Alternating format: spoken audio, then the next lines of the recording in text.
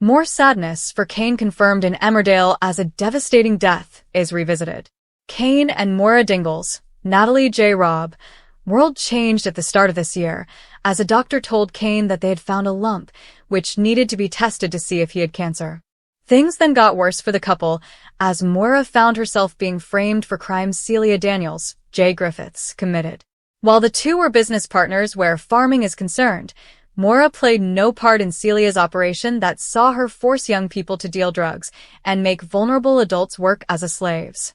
Despite her reiterating this time and time again, Maura couldn't explain to the police how an envelope of ID cards appeared in her house. They were placed there by Robert Sugden, Ryan Hawley, but without any proof. It just looked as though she's a guilty woman. This period was a living nightmare, but then, you guessed it, something else happened.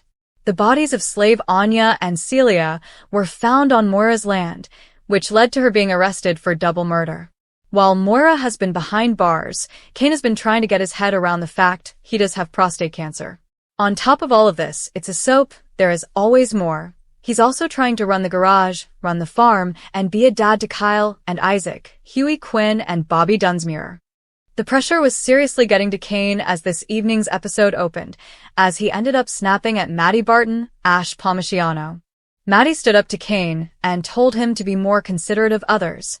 He said he's worrying about Moira, but he's also dealing with the fact it's almost been a year since Amy Wyatt died.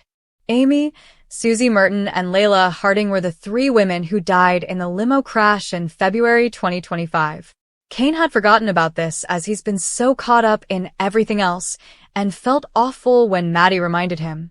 During his prison visit a while later, Cain got close to telling Moira about his cancer, but was distracted due to two other inmates fighting. She could sense that Cain was putting on a brave face, but wasn't sure if that was because he was hiding something or because he didn't want her stressing while in prison. Just as Moira and Cain parted ways, Moira asked one more time if he's alright, and there was a heartbreaking moment where Cain looked at his wife and struggled to hide his sadness. But Cain felt as though he couldn't offload all of his stresses onto Moira, who is facing years behind bars if her innocence isn't proved. He said that he's fine and quickly left. He's got so much going on right now, but Cain is finding it difficult to open up to someone and lessen the load.